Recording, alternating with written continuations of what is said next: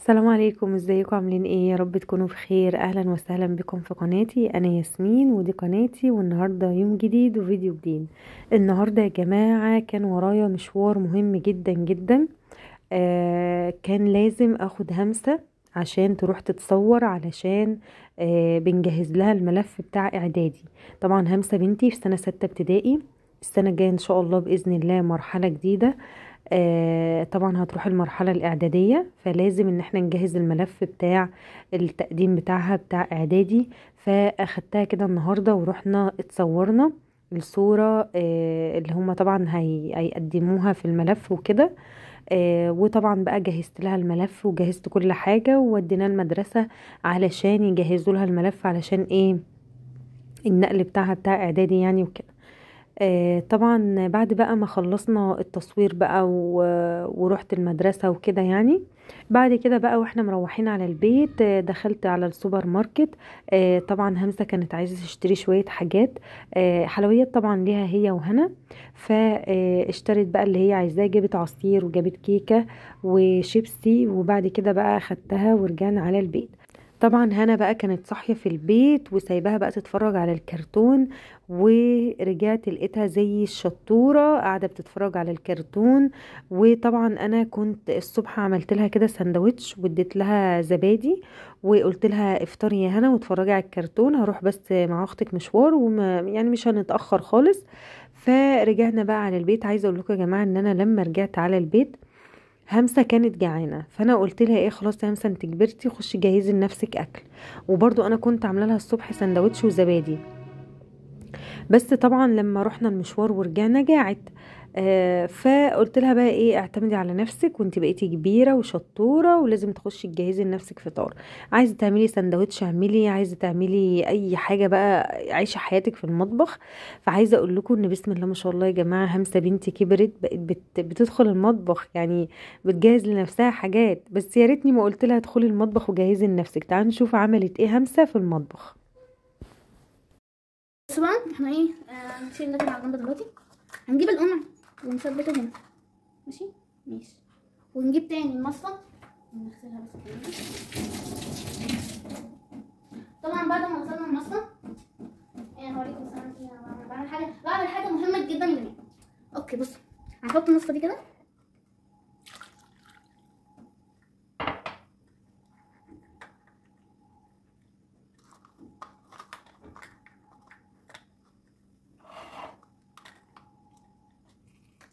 يا لهوي يا لهوي يا لهوي. اوكي بس كده.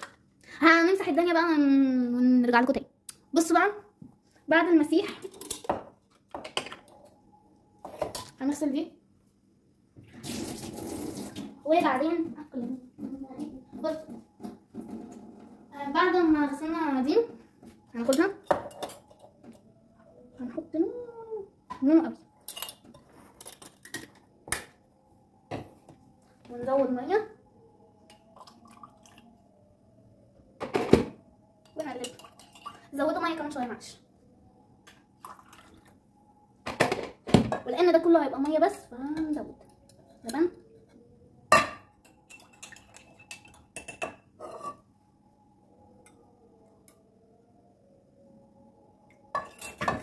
بس كده.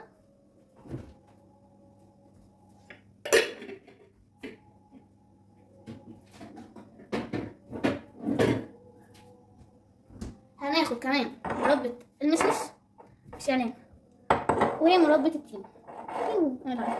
المهم مش اعلان، مش اعلان، شيلوا ده. انا ماما تخشيش عليهم. هتقلبوا كده.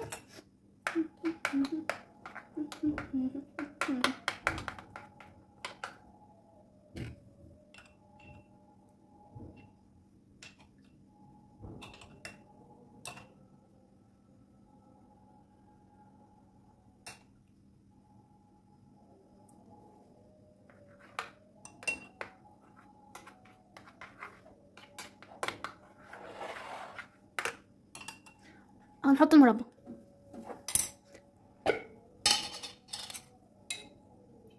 هناخد حبة صغننين مربى، شوفوا.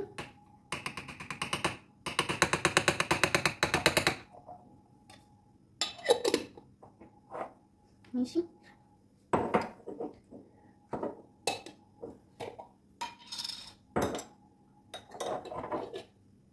ريحة المشمش مش زي المربى، ريحة المشمش مش زي التين، ريحة المشمش مش زي الفراولة. ايه اللي انا بقوله ده؟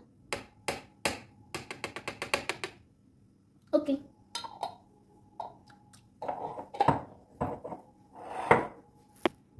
وعشان النظام الغذائي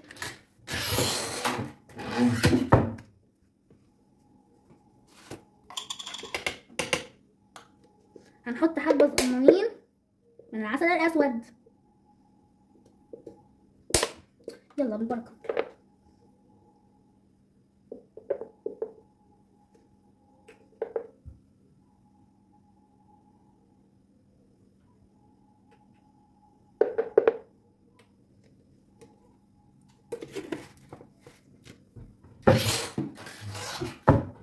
بس كده هنقلب الشوكولاتة اللي احنا عملناها دي.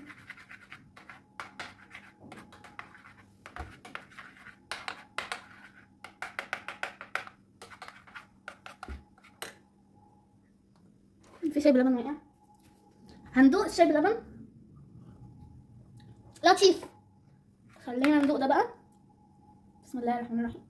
نقللها. بسم الله الرحمن الرحيم.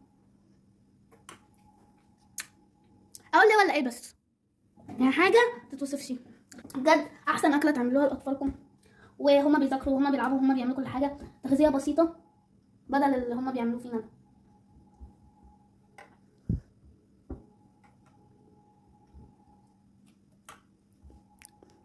وبس كده، ودلوقتي هروح اكل واذاكر كمان، وباي باي. وطبعا يا جماعة زي ما شفت كده همسة بنتي جهزت لنفسها بسكوت وعملت معاه شاي بلبن. وعايزة اقول لكم يا جماعة ان انا سبتها في المطبخ لوحدها، يعني قلت لها ادخلي اعملي اللي انت عايزاه يا همسة وجهزي الاكل اللي انت تحبيه. عايزة اقول لكم يا جماعة ان هي عاشت مع نفسها كده، وبصوا يعني عملت كل حاجة، يعني هي حست ان هو كده صح. يعني اولا جابت البسكوت كسرته، بدأت ان هي تحط الشاي باللبن بالقمع، برغم ان هي كان ممكن تكبه بالكوباية كده يعني. فبصوا يعني تلقائية، انا سبتها تعمل اللي هي عايزاه تعلم نفسها بنفسها. يعني مش لازم انا دايما اقول لها اعملي كذا واعملي كذا واعملي كذا. انا عرفتها الشاي باللبن بيتعمل ازاي اول مرة، بعد كده بقى هي تعتمد على نفسها وتعمل. مرة هتعمل صح، مرة هتعمل غلط، مرة هتعمل طعمه مش قوي، بعد كده هتعرف الحاجة بتتظبط ازاي. انا عن نفسي كنت بعلم نفسي بنفسي، كنت بس اسأل على التفاصيل كده واعمل كل حاجة بنفسي. فانا حابة ان هي تتعلم من نفسها، وزي ما انتم شايفين كده الظاهر كده ان هي تطلع ست بيت شاطره. فزي ما انتم شايفين معايا بعد بقى ما همسه خلصت خلاص، وانا دخلت بقى لميت من وراها وغسلت بقى شويه الحاجات اللي هي دربكتهم دول. دخلت بقى هنا عندي على التويلت، قلت اغسل بقى التويلت غسله حلوه كده. فزي ما انتم شايفين معايا جبت بقى كالعاده شويه صابون على شويه كلور والفرشه بقى بتاعه البلاط، وبدات بقى ان انا ايه اغسل التويلت الارضيه. بدات الاول بالارضيه وبعد كده بقى التويلت نفسه والحوض، وظبطت الدنيا. عايزه اقول لكم يا جماعه ان انا التويلت ده يعني اهم حاجه عندي في الشقه كلها، لازم التويلت يكون نظيف. بحب جدا ان انا حتى لو انا يعني كل يوم هعمله التويلت، بصحى كل يوم الصبح ادخل التويلت عندي، ابدا اشوف انا محتاجه اعمل ايه، اغسل الحوض، اغسل التويلت نفسه. عايزه اقول لكم ان صراحه يعني انا مش بغسل الارضيه كل يوم، لان انا الارض عندي بتاعه التويلت دايما ناشفه، يعني مفيش فيها ميه، فما يعني مش بتبقى متوسخه ولا اي حاجه. انا يا دوب بس اغسل التويلت واغسل الحوض وامسح كده الارضيه عندي على السريع، ويعني امسحها بالمساحه كده او لمعها ايه بالشرشوبه، وبيكون عندي التويلت نظيف وزي الفل. كل اسبوع لازم اغسل الغسله اللي انتوا شايفينها دي كده، الفرشه بتاعه البلاط، واجيب بقى الكلور وشويه صابون بقى واغسل الحيطه واغسل الحوض والتويلت، واخلي الحمام يا جماعه عندي بيبرق. فزي ما انتوا شايفين معايا كده بدأت بقى اول حاجة اعملها زي ما انتم شايفين كده، ان انا اغسل الارضية. عايزة اقول لكم يا جماعة ان مش شرط ان انا اول حاجة ابدأ ان انا اغسل الارضية، ممكن اغسل التويلت والحوض وفي الاخر الارضية. ممكن ابدأ الاول بالارضية وبعدين اغسل التويلت والحوض. المهم ان انا في الاول وفي الاخر الحمام كله عندي يكون زي الفل. وبفتح كده بقى الحنفية بتاعة الارض وابدأ بقى ان انا امسح الحمام عندي بالشكل ده يا جماعة. عايزه اقول لكم بقى يا جماعه ان يا سلام لما الواحد بيخلص كده ويحس براحه نفسيه وبنظافه كده في المكان، خاصه التويلت يا جماعه. عايزه اقول لكم ان دي من اكتر الحاجات اللي لازم نهتم بنظافتها، لان طبعا ربنا يا رب يعافينا جميعا الفيروس والميكروبات والكلام ده. لازم تكون يعني التويلت بالذات متطهره ونظيفه وحاطين فيها كلور وكده يعني. فلازم ان احنا نهتم بالتويلت. طبعا زي ما انتم شايفين معايا كده، خلاص انا كده خلصت ومسحت الارض ونشفت بالشكل ده كده. وحطيت برضو فوطة عندي كده على الفواطة، وكنت غسلت الحيطان وغسلت الخلاطات اللي هي بتاعت الحنفية والدش وكده. ما خليتش حاجة يا جماعة ما غسلتهاش. والفوطة عندي زي ما انتم شايفين كده علقتها على الفواطة. وده كده شكل التويلت عندي النهائي. تمام يا جماعة، نضيف وزي الفل. عايزة اقول لكم ان انا نفسي اغسل الشباك بتاع التويلت، بس للأسف انا يعني مش هعرف اغسله اليومين دول اما اخلص بس الامتحانات، وابدأ ان انا اغسل شباك الحمام ونظبط برضو تظبيطة حلوة كده وتنظيفة متينة برضو. دلوقتي طبعا انا مشغولة في امتحانات البنات والمراجعات. ويعني بصوا عايزة اقول لكم يا جماعة ان انا بجد يعني مطحونة دايما. عايزين نذاكر المادة دي، نذاكر العلوم، نذاكر التكنولوجيا، في مراجعات، في تقييمات، في ورق، في عايزة اقول لكم ان المدرسين بتوع الدرس بتوع همسة وهنا بيعملوهم تقييمات كل حصة. يعني الحصة النهاردة مثلا عندهم عربي، المدرسة بتاعة العربي لازم تعمل امتحان جوه الحصة تقيمهم فيه. مثل الدراسات هكذا، مثل العلوم هكذا. فعايزة اقول لكم امتحانات على طول يا جماعة، على طول كل حصة في امتحانات. ربنا يكون في عون كل الأطفال، لأن بجد يا جماعة الأطفال تعبوا جدا وأرهقوا ونفسيتهم تعبت. عايزة أقول لكم إن بجد إحنا السنة دي اتطحنا بما فيه الكفاية، استوينا زي ما بيقولوا كده، مش عارفين نبص قدامنا ولا ورانا. طبعا بعد بقى ما خلصت التويلت، عايزة أقول لكم يا جماعة إن أنا كان في التوقيت ده كده خلاص بقى يعني كنت خلصت التويلت عندي ودخلت بقى عندي الأوضة كده ريحت شوية برضو، كلت لي سندوتش كنت جعت. ولقيت البنات عندي بيقولوا لي يا ماما احنا جعانين. عايزة اقول لكم يا جماعة ان اليومين دول مع المذاكرة وبسم الله ما شاء الله انا عندي البنات بدأوا يكبروا كده، فبدأوا ان هم يعني بين الوجبات كده بيجوعوا. فطلبوا مني ان انا اعمل لهم شكشوكة اللي هي البيض بالطماطم. فبدأت كده جبت عندي قطعة من السمنة البلدي او شوية زيت او قطعة زبدة، اي حاجة مادة دهنية يعني. نزلت عليها كده بطماطمايه كبيره متقطعه زي السلطه كده. وبدات ان انا اشوحها كده على النار مع رشه ملح، رشه فلفل، رشه بصل بودر. وبدات كده ان انا تستوي معايا الطماطم، انزل عليها ببيضتين او 3 بيضات مضروبين كويس جدا كده بالشوكه يعني. وبدات بقى ان انا اقلب عندي الشكشوكه بالشكل ده كده، بيض بالطماطم. طبعا لو عندنا فلفل يا جماعه تقدروا تزودوها يبقى حلو جدا جدا. بس انا الحقيقه يعني الولاد عندي ما بيحبوش الفلفل الاخضر مع الشكشوكه. بعد بقى ما خلصت عملت لهم البيض، قلت بقى اسخن لهم عيش واعمل لهم شاي بلبن. طبعا يا جماعه قعدت بقى بعد ما جهزت للبنات الاكل افكر يا ترى هنتغدى ايه النهارده، يا ترى هناكل ايه النهارده، التفكير بتاع كل يوم. وعايزه اقول لكم يا جماعه ان انا الولاد عندي مش اي اكل بياكلوه، فبقعد افكر الاكل اللي هم يحبوا ياكلوه. قعدت افكر كتير جدا اعمل لهم طب اعمل مكرونه مع مثلا كفته. لقيت ان هم لا مش حابين مكرونه، سالتهم برضو اخدت رايهم لا مش عايزين مكرونه يا ماما. طب اعمل ايه؟ فالمهم قلت لهم طب اعمل لكم ايه، يعني اقترحوا معايا يا ولاد. انا من كتر التفكير كل يوم في الاكل بقيت يا جماعه الصراحه بحتار، يعني اعمل غدا ايه النهارده. اجي اسال زوجي يقول لي شوفي البنات عايزين ايه، حابين ياكلوا ايه. اجي اسال البنات يعني الاقيهم ايه، مثلا يعني همسه تقول مش عايزه مكرونه، الاقي هنا تقول ايه لا انا عايزه مكرونه. فمش متفقين على حاجه. فقلت لهم بصوا، ايه رأيكم لو اعمل لكم رز وبيض وبطاطس، انا عارفة ان انتوا بتحبوه. طبعا يا جماعة اتفقنا على رز وبيض وبطاطس، وعندي البنات بتحبه جدا. جبت كده عندي شوية كركديه حطيتهم على النار عشان اعملهم عصير، وكمان جبت عندي كام بطاطساية وبيض كده حطيته على النار يتسلق، بطاطس وبيض بالشكل اللي انتوا شايفينه معايا كده.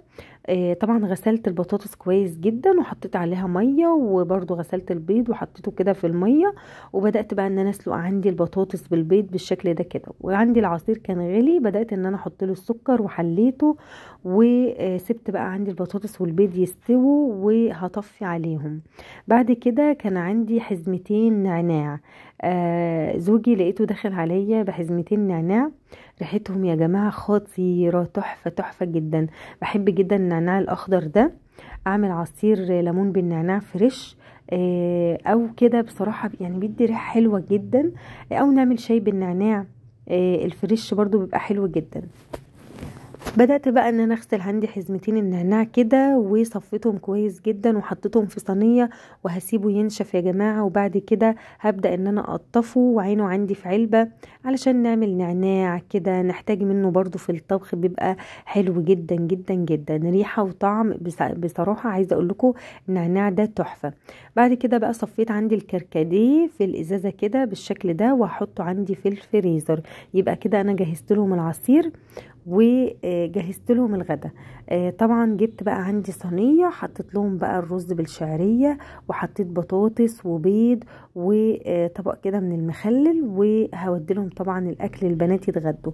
ونفس الاكل دوت لما رجع زوجي من الشغل برضو جهزت له الاكل بتاعه، وطبعا انا بستناه عشان اكل معاه. جهزت بقى الغدا بتاعنا واتغدينا. والنهارده يا جماعه عايزه اقول لكم ان بسم الله ما شاء الله اكله الرز والبيض والبطاطس دي تحفه، الواحد ياكل منها وما يشبعش.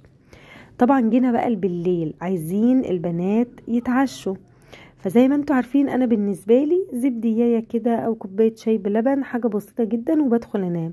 وبالنسبه برضو لباباهم ما بيتعشاش برضو زي حالي، فالمفروض بقى ان انا ايه هجهز عشاء للبنات. طبعا كنت قلت له يجيب فطير. طبعا يا جماعه انتوا عارفين ان انا عندي البنات بيموتوا في الفطير خصوصا همسه. طبعا جاب كده فطير زي ما انتوا شايفين، فقلت هجهز لهم فطيره والفطيره التانية هحطها في الفريزر.